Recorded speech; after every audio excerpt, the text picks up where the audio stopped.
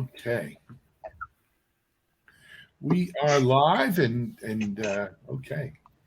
Hey everyone, welcome to another Security Boulevard DevOps.com TechStrong Group webinar. Today's webinar is a little different. We have a live roundtable for you.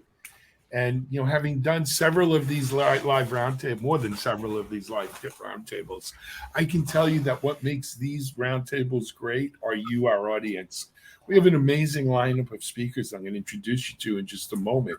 But before I do, they're here to answer your questions, to discuss the topics really that you want to discuss around managing supply chain security risk in the enterprise.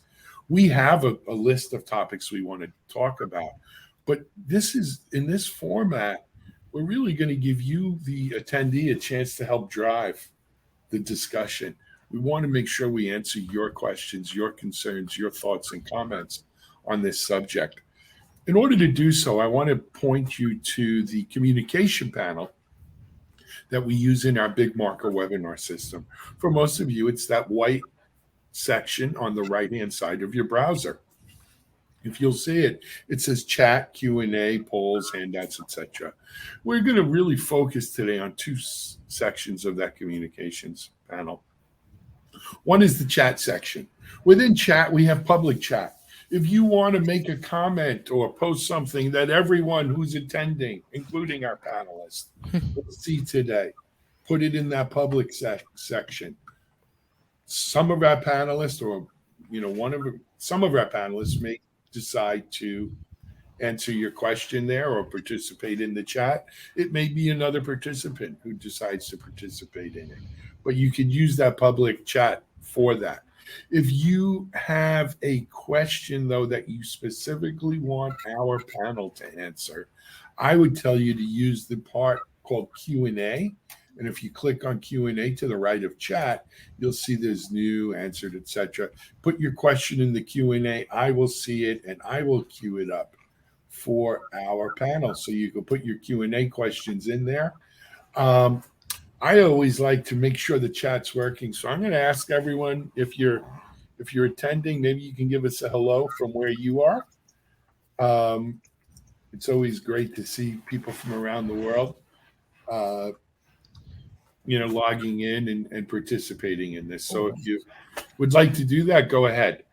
I mentioned Q&A, I mentioned chat. Let me now get to what I think is a great panel that we're going to have with us today. First, I'm going to go in order of our graphic that we have up here. I want to first introduce you to Susan St. Clair. Susan, welcome. And if you wouldn't mind telling the audience a little bit about yourself. Sure. You actually threw me. I thought you were going to go in order of the video and I wouldn't be first. I was back and forth on it. Hi, everyone. Very excited to be part of this panel discussing this topic. I'm a director of product at White Source Software. Been here for a few months, but previous to that, lots of industry experience in the application security market. And like I said, right now my focus is really, on this topic specifically with various customers and panelists like we have lined up today. Fantastic. Susan, welcome. Next up, I want to introduce you to John Walsh. John has been battling the video gods and demons for the last half hour, but he made it. And John, welcome, and maybe a little bit about yourself. Thank you. It was a good battle, but I think we won. But let me know if it doesn't continue. I'm excited to be here to talk about supply chain, and I'm especially excited because my background, I've mostly been a developer for most of my career, focusing on the security side of things, on plumbing layers such as like LDAP, SSH, SSL, Java crypto, things like that. More recently at SSH, the company, helping them launch their new privileged access management, and now working at CyberArk as an evangelist and product marketing, focusing on security for developers and DevOps and supply chain. So I'm super excited to be here to talk about this topic. Absolutely. Absolutely. Next up, I want to introduce you to Ricardo, and I'm not going to say it as suave as he pronounces it. I just don't have it in me. It's that Brooklyn accent. Ricardo Suarez. Hey, absolutely perfect. Well, So- you say it your way, Ricardo. Go ahead. no, that was good. I actually quite like it in the Brooklyn accent. Actually, I think I might try and take that and own it for myself. Right. Okay. So, hello everyone, and again, I'm also delighted to be joining this group to talk about a very important topic. So, I work for AWS. I'm a developer advocate for open source. I've been working with open source for about 20 years, mainly helping enterprise customers go from no open source to open source first, helping them build their OSPOs, their open source program offices, and helping them grapple with both the compliance, risk, and security aspects of open source. So yeah, look forward to how this conversation kind of unwraps. Fantastic, and welcome, and thank you. And then last but not least, we have Chris Taylor. Hi, everybody. My name's Chris. I started off my career as a security researcher in the government space. Transitioned to the defensive side about 2008, related to the 2008 compromise. Happened in DoD. From there, dealt with Target, helped Target with their challenges back when that happened. Swift when they were hacked, and then Merck as well. So that's kind of pertinent to these conversations. Background, like John, is also a developer. But right now I lead things like application security and pen testing and activities like those mostly. And I'm at MSCI. Excellent. Thank you. And thanks for joining us, Chris. You know, we already have a good, someone made a good comment in here. Paul in the audience said, supply chain might be the word of the year, no matter which way you're talking about it. And of course, you know, supply chains and the disruptions thereof are probably one of the big stories of COVID and as the world emerges here. But we're going to stick to supply chain security, right? And that, Paul, thanks for the comment. That's a great way I think we can kick off on this thing, which is, you know, when we talk supply chain security as versus the bigger issue of supply chains, right? What are we really talking about? And let's face it, we're talking about, I think, strictly in the software aspect of supply chain, software supply chains. Is that fair? Who wants to kick us off with what do you know? Let's hone in on that. Anybody want to go first, or I'm happy to kick off. Ricardo? What I think. So it's the kind of the what I think of as supply chain when it comes to open source is something really that I've seen over the last sort of 20 years of working with open source, but something that's also changed over that period of time where, you know, to build software, you need components if you're using open source software. And it's those components increasingly we've gone from in the early days of just using maybe a handful of components, which typically you could use manual processes to manage, to modern applications that use modern languages that decompose their components and libraries into many hundreds, if not thousands of these components. And so now you get to a situation where you're building applications using open source software that has a dependency tree of potentially many hundreds, if not thousands of small software libraries. And so effectively you're building software on an ever shifting, moving underlying platform. And so it's when I think of, you know, the supply chain, it's how do you put in place the right culture, the right mechanisms in order to address this from a risk and compliance perspective so that you can achieve ultimately the goals of your business, right? So that's what I think of as what we're talking about. Yeah, and Alan, I think you were talking more about like physical supply chains and products and things like that. I think that's kind of an interesting comment because that's in the news as well when it comes to supply chains. But the thing is, supply chains aren't new. They've always existed. It's just that it's been boring because nothing's gone wrong, right? It just sort of happened for many years. And it wasn't until things started going wrong when the supplies were disrupted or hackers started like getting in from like the early part of the supply chain and sneaking in some vulnerabilities that people were not expecting. So that's really why they're in the news now, is because now they're being disrupted and exploited on multiple fronts. But here we're talking about software supply chains, which are just as important, if not important. And we're talking about some of the new regulations involved with those. And really, I like to think of it as like as you're building an application, you want to know like what's comprised of that, like what are the ingredients, like what's in a meal that you're eating or something like that. It's really similar with software, and now that people are sneaking in some things that are not really good for you, that's why we have to worry about them. Yeah, I would just add to that. Sorry, just because so when you said supply chain, I was with John here because I've had a dishwasher on order for can't even tell you how long. I'm waiting for that. But I do think so. They're both in the news, both the physical. I know, fingers crossed. This year, it's the year.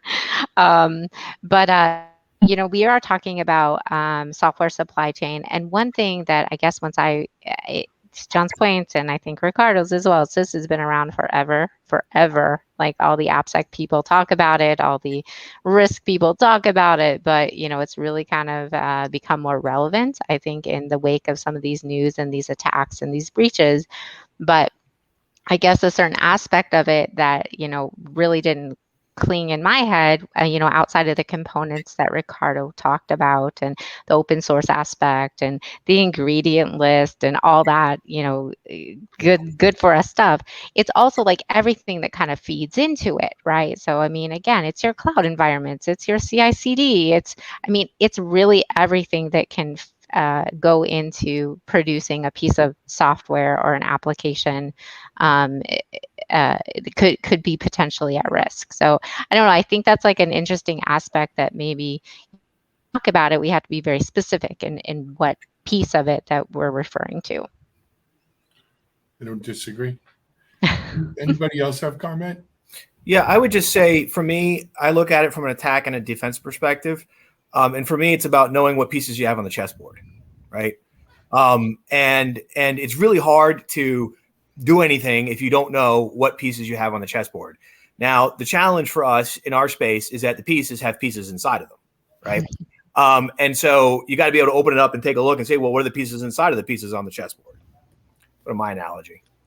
It is the first level of understanding is with what's there. You can't defend it if you don't know what's there, essentially, right? Yeah, exactly. Yep. I mean, look, all of us here have dealt with physical supply chain issues in one way or the other, right? And we're hoping that kind of works itself out, though it increasingly becomes frustrating, and we'll leave it at that.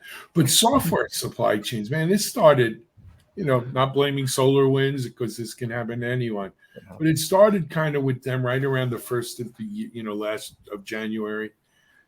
But it's not the only one. We've seen several of these things now. My bigger question was, look, let's not blame this on open source, though, you know, open source clearly provides a vector with supply chain, software supply chain tax. But why haven't we seen, or have we, and it just wasn't as big a deal as it is right now? Well, right? That's a competing thought. That this really isn't new. It's just something we're focusing on now. I would say we have seen it before, in all honesty. Merck was a supply chain attack, right?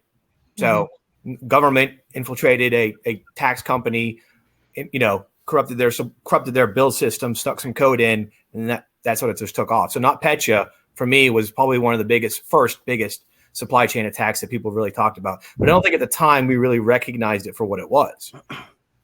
Yeah. I agree. And actually, even if we look back to kind of like the left pad, which wasn't a security vulnerability, it was more a denial of service, right? So basically the developer got fed up, decided they didn't want to run their project anymore. And unbeknownst to about, you know, sort of half the internet, they were dependent on this one little small node module, which basically took every site out. So, you know, there's that aspect of it as well, right? So, and this is you know, long before the more recent attacks. But I do think what has changed is that, again, the frequency of what and maybe it's just like we're hearing about it now, we're attuned to it, just like, other things, but the frequency that it's happening and the types of companies, it's not just, oh, it's over here, or it's some node thing, or it's some random federal agency. That sounds horrible. I didn't mean it that way, but, it's Microsoft and it's Apple and it's, like it really like, holy moly, my parents know who those companies are, right? So I think it becomes top of mind, as well as software is now seen as, I think it's critical to how we do business and how we operate. I mean, it's a national importance, and I think maybe that's changed. Yeah, it's definitely not new. I would say it's probably more like marketing or branding that, we've given it a name. We started talking about it, so maybe that's why it's getting more attention.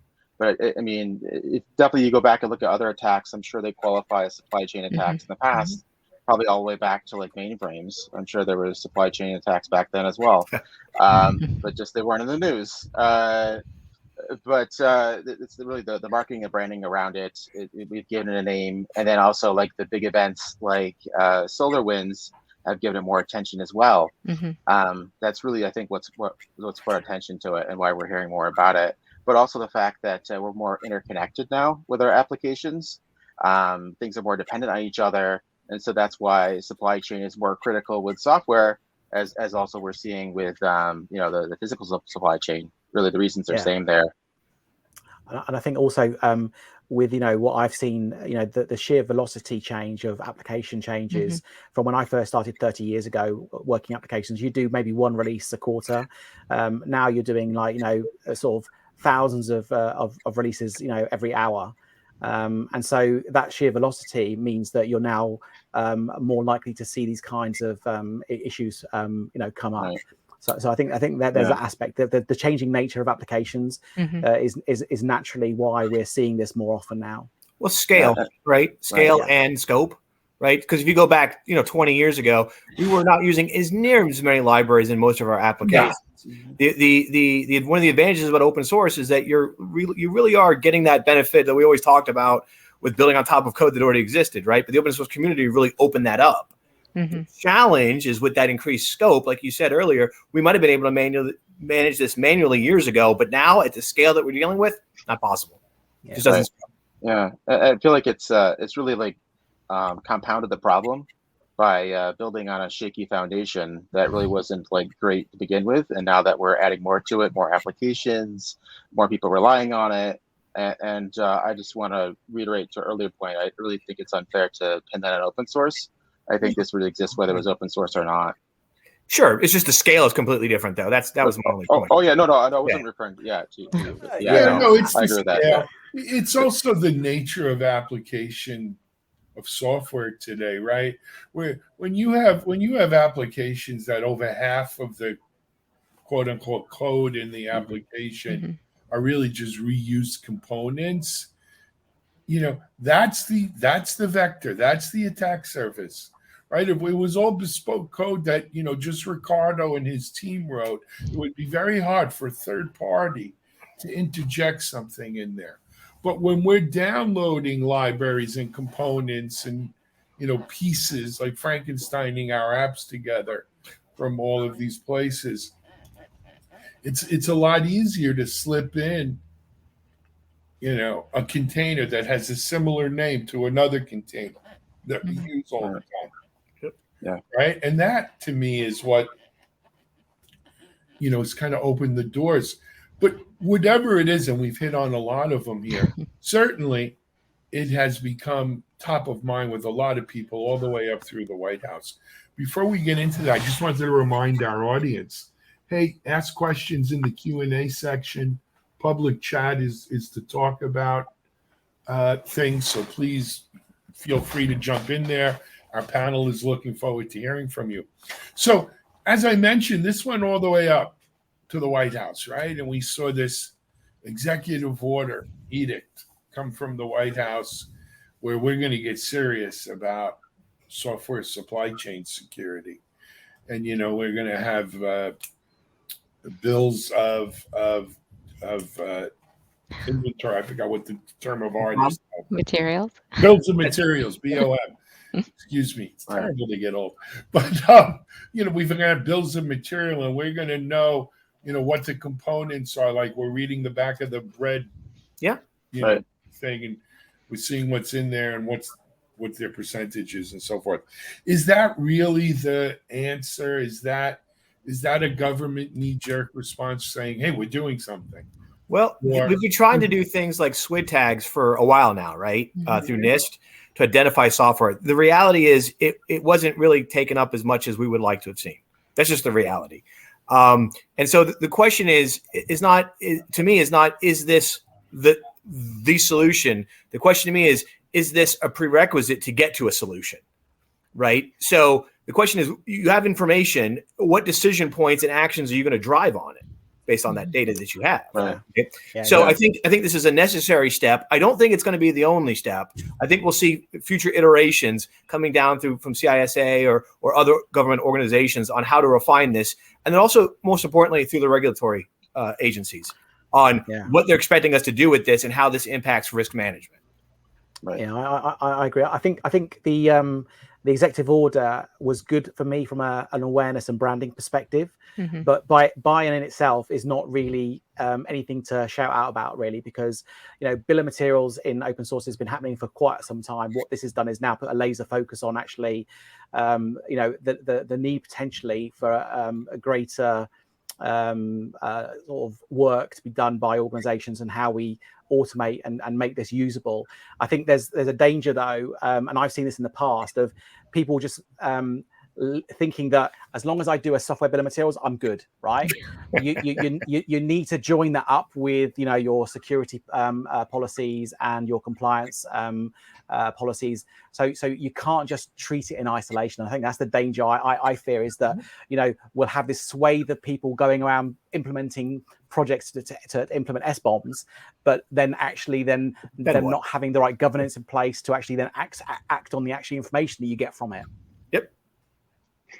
Yeah. I disagree. I like to say, like, with the government and compliance regulations, they're kind of like a lagging indicator. So like really what this means is the problems become mainstream, that it is a big issue and it's drawing more attention to it, but it's obviously not going to fix it on its own. It's more guidance. And if people do that, it will help if you know what's in there, if you know what the ingredients are, kind of like they do with bread, like you said. But really what's going to be important is what we do with it next. And if you're waiting for the government to tell you how to do that, or compliance regulations, you'll be hacked before that happens. Yeah, the only thing that I would add, so I don't have anything new to add in terms of like, it's what you do with it. It's not just about, creating this bill of materials. I do think that one thing that the executive order has done that potentially has some excitement around it is this idea that, it must be automated and it must be like a certain format and it must contain, this, and this. I think a lot of that data was out there, at least in terms of the content, but not necessarily like if I'm reporting it like this, I couldn't just hand it off to you and you would be able to use it. So outside of and I 100% agree, the whole visibility and the mainstream and all of that, I'm hoping that it will drive some sort of platform or communication standards between various software providers. It has to, otherwise it's not going to be of much good. That's just the reality. Right? 100%. So if you go back to like Heartbleed, right? So Heartbleed was a great example. That's where SBOM could have made the reaction time a lot faster.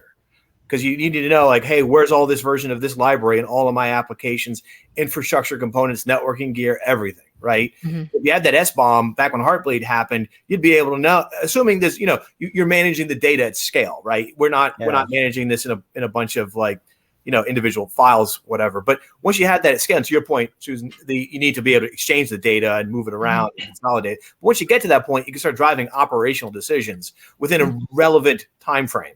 Right? If it takes you 5 years to figure out whether or not you're exposed to Heartbleed, and that's going on right now, it's not an operationally relevant time frame. I love the Heartbleed comparison because I think it's relevant in that that was like the sleepy old plumbing layer and the SSL. No one paid attention to it. Yep. And it was an open source project basically being maintained by the equivalent of like 2 people full time.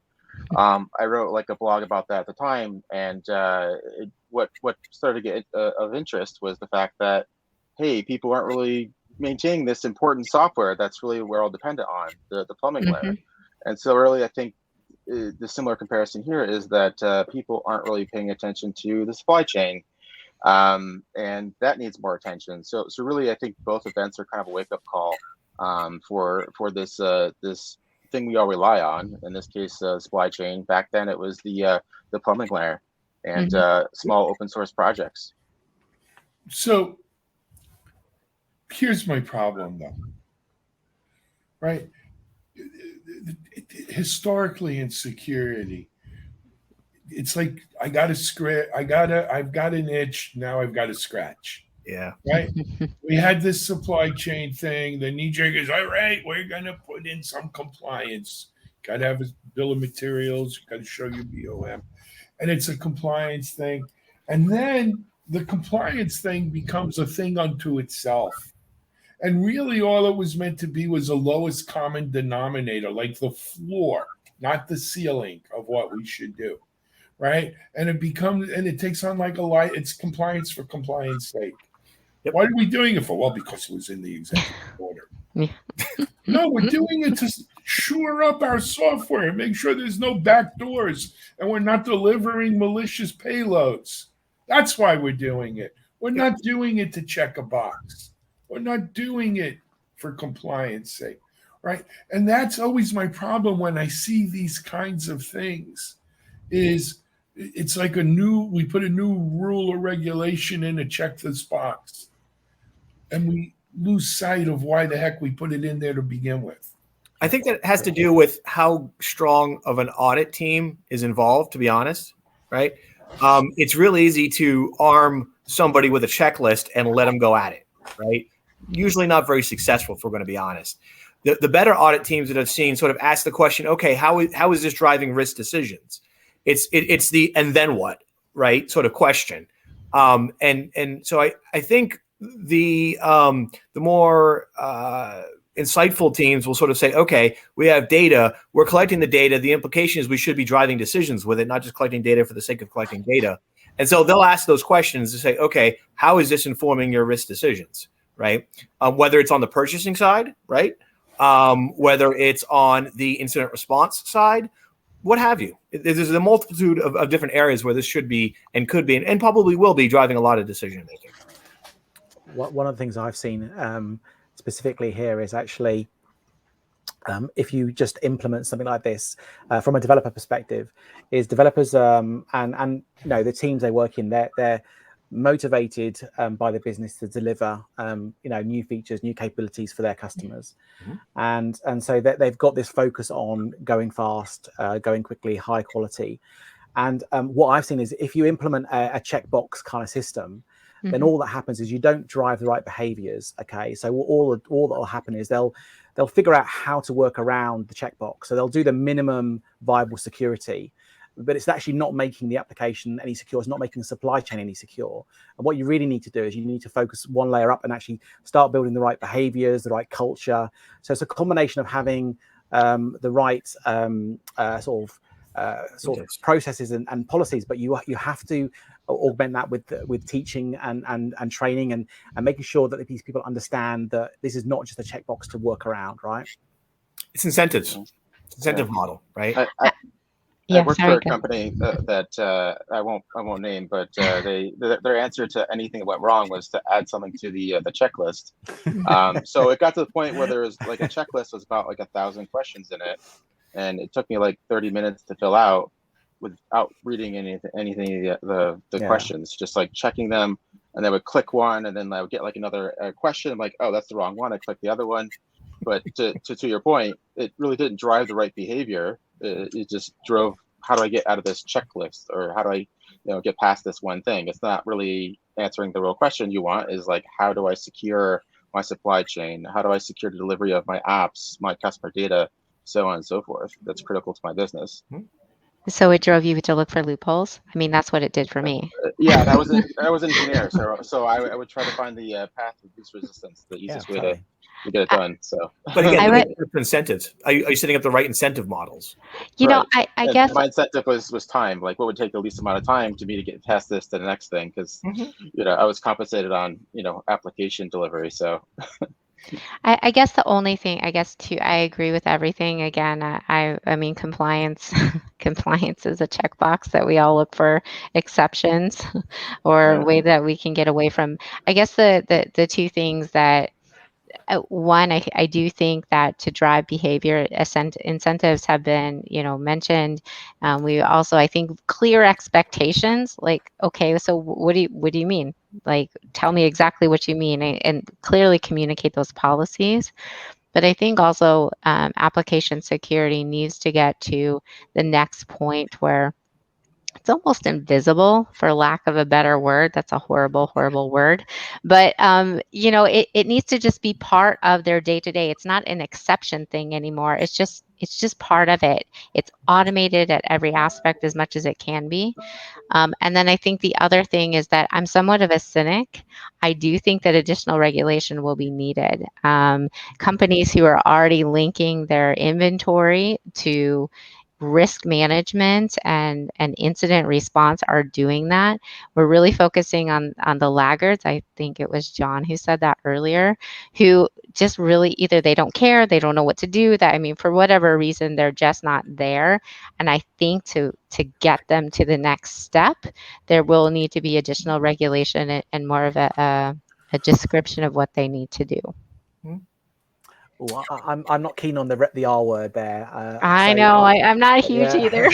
Yeah, I mean, I think we've got to be careful, because I think where there's existing regulation, there may be places where these things can fit in. I don't think this needs new regulation. I think we should look at existing regulation where it's there. I think I'm just worried that what would the purpose be for creating that that new regulation on top of all the other regulations that businesses have, right? Because ultimately what we're talking about here is businesses are using this to drive digital transformation, to go faster, and this is going to be yet another blocker for them, right?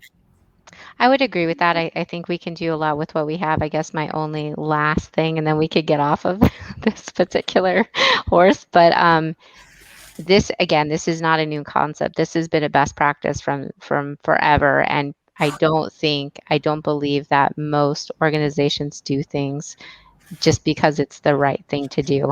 It has to fit into their model. It has to be clearly communicated. And sadly, I think there has to be consequences if you don't.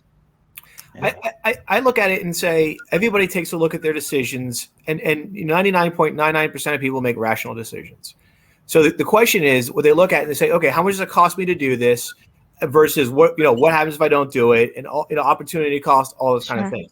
So the more these kind of things come out, I think what will happen is it will buy down the cost to do the right thing, right? And it will incentivize people more so to do the right thing, and then disincentivize equally people from doing the wrong thing, right?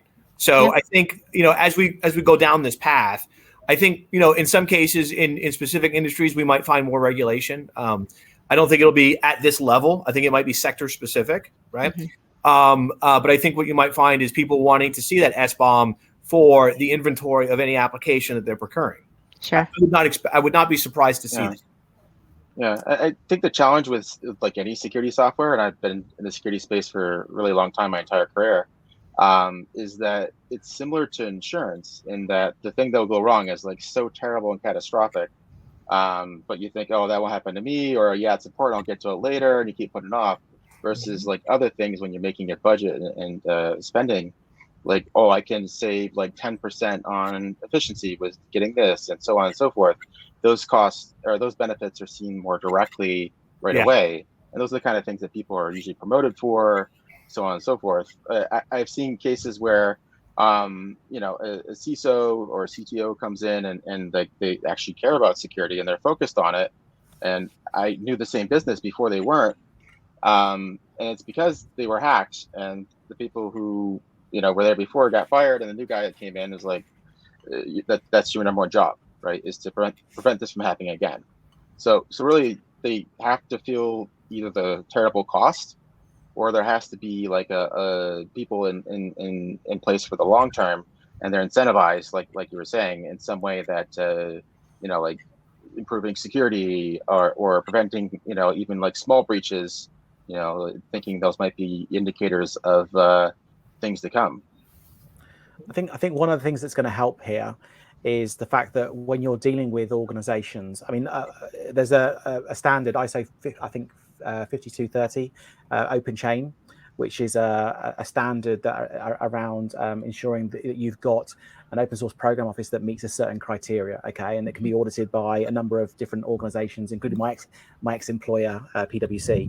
And if you're dealing with an organization and they're open chain certified, then that gives you some level of confidence that they understand how to manage open source supply chain, and therefore it's things like that potentially might move us away from needing additional regulation or additional controls, right? Because those standards are geared around to try and balance the risk and compliance aspects with the velocity that the businesses need. So, if you don't mind, I'd like to jump in here. I think we've hit this topic pretty well, but there's some things that I think are kind of unique that we haven't touched on. First of all, Chris, I appreciate the optimism that rational people will do rational things. Well, from their perspective, right? I just wonder if it's truly 99% of these people are rational. But that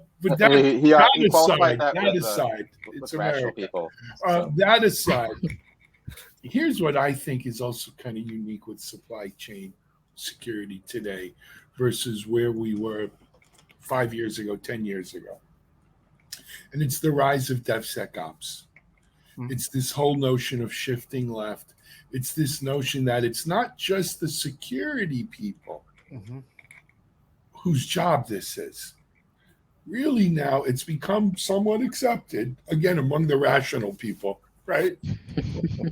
That security is everyone's responsibility. Yep. That developers have a role to play here. That White Source Security is the sponsor of today, and we thank them for sponsoring.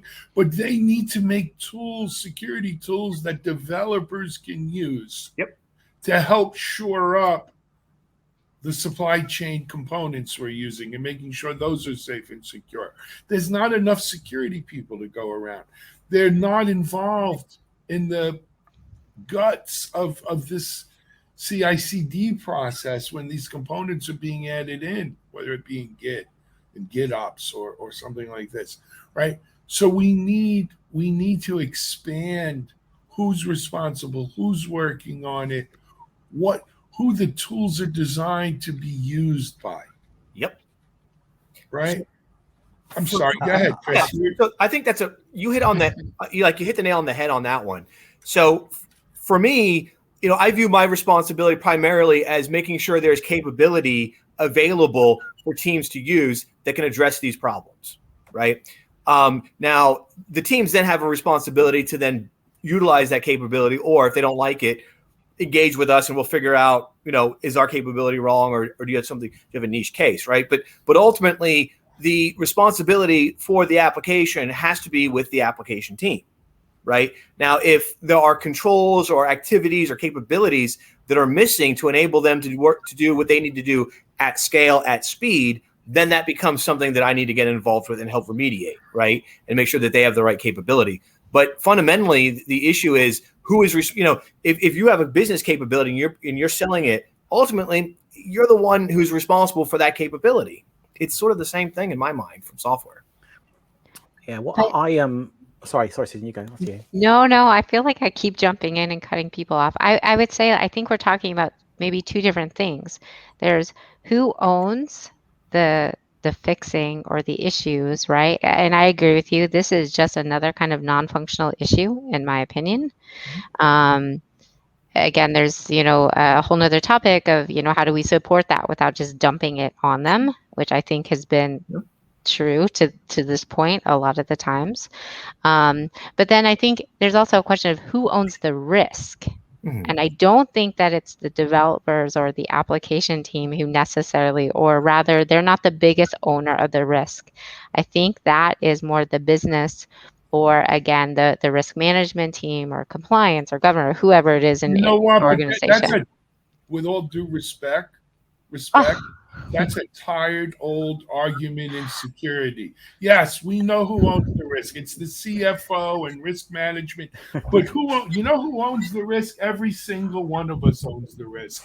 Because when that I agree. crap hits the fan, it hits us all. It's not the CFO who says, well, It is, but as a developer, am I like thinking about like, oh, if I do this? As a developer, you have to. I think that's asking too much. I think we're already asking them to do it. A developer to develop secure code. It's too much to ask a release team to release secure code.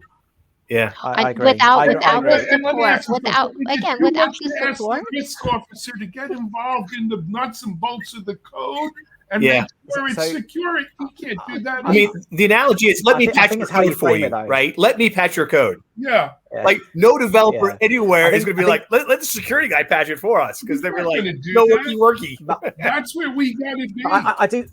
I do think though there's something here that's because in my work with developers at K, I totally agree that developers should own this, but I don't think they've really got the tools or the mental models to help them actually do this. Exactly. So I think so. I see where you're going with this, Susan, and I would say that what I've done in the past, okay, is I provided frameworks for developers so they can understand how to approach modeling risk, threats, and impact for the applications they use and the components they have, which means they can provide alternate paths and identify risks, high, low, medium, based on tooling, based on platforms, based on libraries they use, okay? And once you start getting into that model, then effectively you start shifting the developers and how they think. At Amazon, the way that we approach this, okay, is that the threat model is the first thing that's created when a new team is putting a piece of software together. And a senior security engineer will work with that team on the initial threat model and then step out and let that team own that, okay? Because it's their application, they own it. Right. And I think that's really, really important. We've got to assign ownership at the code level to these individual teams. And I think that's really important. There's no hiding from this stuff, right? We've got to all be owners in this.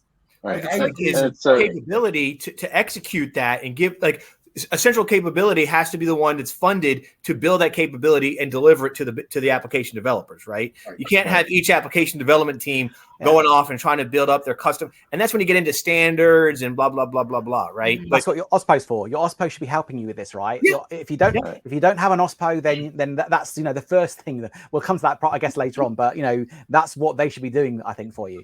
Yep, it's a collaboration, and really like the lines have merged, like kind of like how they have with DevOps, how like developers have done more operations people have done more development because of times have changed and applications have changed, more complicated, more technical. So even security people have to like learn a little bit of development, and even developers have to learn a little bit of security. Yep. So that's why it's DevSecOps, just like that we went with DevOps.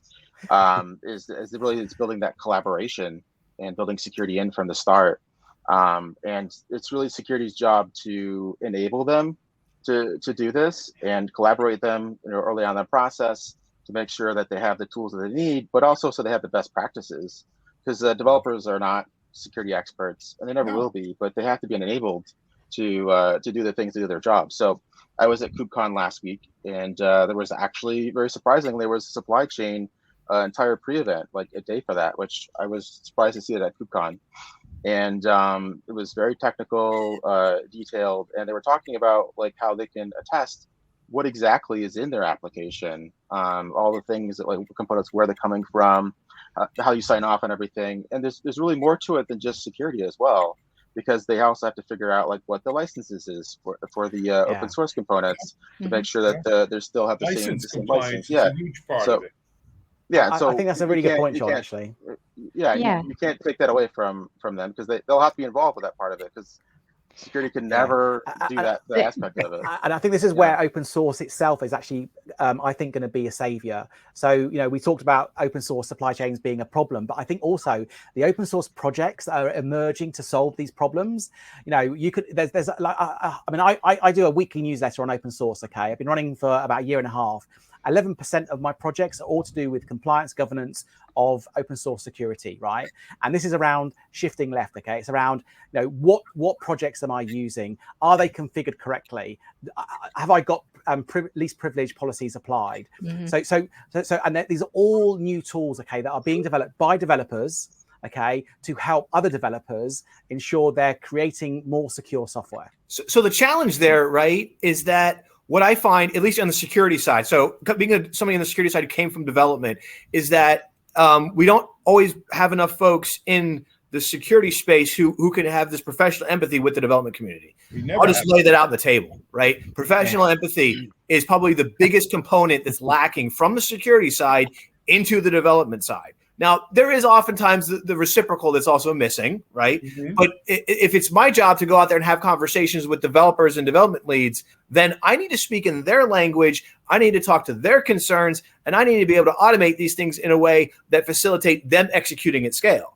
If I go in and say, hi, I have a spreadsheet I'd like you to fill out, I'm not going to get a lot of participation, right? And so I think at some point there is an element of professional empathy that has to be talked about when we talk about DevSecOps, when we talk about how do we do these things at scale.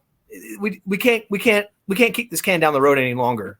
This kind of reminds me of the compliance guy in the Phoenix project, where he was just so focused on like, here's what you have to do. There's a checklist or whatever, and it was so focused on like forcing it down people's throat to stop and think like, well, is this actually effective? Like, what is the end goal here? And that's really the same with security. Like they may look at it like, hey, you have to do these things.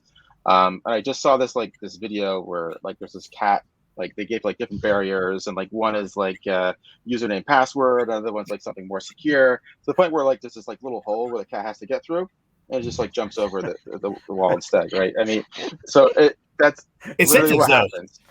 Are you incentivizing the correct behaviors? It's the same thing. Right. Yeah. I just want to say any panel that has a cat video discussion is a win. It's a winner, right? Yeah. I would show up, but you said no slide. So. John won the panel. The first one about the cat video analogy wins. Okay, fair enough. Hey, I got to take a quick time out. So we give out 4 Amazon gift cards to every webinar we do, and Julio, our engineer, has picked the 4 winners for today, and I got to announce it. So it's Andrew S., Emily B., Jessica F., and Daniel P. are our Amazon gift card winners today. And we'll be reaching out to you and emailing you your gift card. Use it well. Buy something cool. Anyway, back to our discussion. And thanks, folks, for listening in. Yes. This is a great discussion. And, so the last 6-7 years, and again this year at RSA conference every year, I put on a DevSecOps day in partnership at Moscone Center. This year it'll be Tuesday. I think it's February 8th, but it's Tuesday. And it was when I originally started doing this 6-7 years ago. Chris, to your point, it was exactly what we tried to do. I tried to bring together the DevOps tribe with the security community, and make them understand that they have more in common than they have against each other. Right? Because the fact of the matter was, the security person would say, no one cares about security. No one cares about security except us. We are the keepers of the security torch, right? And developers would say, those security guys, what a pain in the butt they are. They just say no to everything. Right? And so we had to break down those barriers. We've tried hard to break down those barriers. Quite frankly, I don't think we don't have a choice but to do this. Right? I don't know what else. There isn't financially. So the most effective approach I've seen, is where the security teams working with developer teams have not said no or fill out the spreadsheet, but they've said, how can we make this work with you? Right? And I think it's going back to that collaborative spirit, right? And I think as if you've got the right, CISO with and enables, his or her teams to enable the business, right? Then I think that's the first step you need to take. I would agree with that, or even like the embedded model or something like that. I mean, to truly impact change, we're a team. we have to be a team. I mean, they have to understand the risks associated with it and have the tooling that supports what they're trying to do, which is get something out that meets the business need. And security has to understand, I mean, this isn't their day. I mean, it's their day job, but it's not their focus, right? I mean, and clearly communicate across the board what's expected, what's okay, what's not okay. I completely agree with Ricardo. We had a few roundtables with some security executives to see like what their thoughts were, like how they can improve this collaboration. And some of the things that people found effective was to have like this open hours where people can come and ask questions and learn, but also like to the earlier point, what's really effective is putting it into things that the developers can understand, like their day-to-day, right? So if you keep it at a high level and just using like FUD, this is what will happen, like, well, okay, maybe I don't have any company stocks or this or that, they don't care about that. But if it's really more related to like what they're actually doing, like the applications they're working with, the database they're working with, and you have like real concrete examples, then it makes more sense. And there are developers out there that you know, want to work with them, and there's security people that are looking. I'm seeing like more of a trend. I know it's not 100% there. I feel the pain, but they are looking to collaborate more as well, because in our panels they've actually asked like, how can we do this? How can we help them understand? And some did take the stance like, hey, they have to do this. Don't they know this is important? And more like, okay, that's not working. Let me try something else. Put it in terms they can relate to, or just give them the tools that they need, enable them, and show them the best practices. So I've been doing security like a lot of you all here for a couple of decades now, right? And I still, you know, prefer in general to hire people who come from an infrastructure or development background, depending on the sort of roles, because they're going to have that professional empathy. They're going to learn the technical skills. The security, if we're going to be honest, you know, there's a lot of people who can pick it up real quick if they have the fun, especially if they have the fundamentals. And on top of that, then you're starting to breed that empathy within the organization between the teams. Because if you don't have that, you're not going to get very far. It goes both ways, but I think as the team that has the responsibility to reach out to the other teams, it kind of starts on our side, on the security side. I agree. Couldn't agree more. Good mix of skills. Yeah. Guys, this was a conversation, and guys and gal, this was a conversation that we didn't cover everything on our outline, and I hope our audience enjoyed it, because I loved it personally. I think we could probably, you know, grab some beers and talk about this all day. As a matter of fact, if any of you are coming to RSA conference, I invite you all to come to our DevSecOps event, and we are going to talk about this all day. So love to have your participation. But I think we're going to need to wrap up here, coming up on the end of it. I wanted to give you each a chance to kind of summarize or do your summations if you want to leave the audience with anything. I think who went last? Chris Taylor went last, didn't he? Yeah. When I introduced you all. So I'm going to have Chris, you could go first on the close. Okay. Well, thanks. I think 2 to 3 steps ahead. That would be my thing. What are you going to do with this? How is it going to drive decision making? Have that planned out. In terms of when you get the SBOMs, you start driving that. Look for opportunities to make those investments to scale. Good stuff. Great. I think next was John.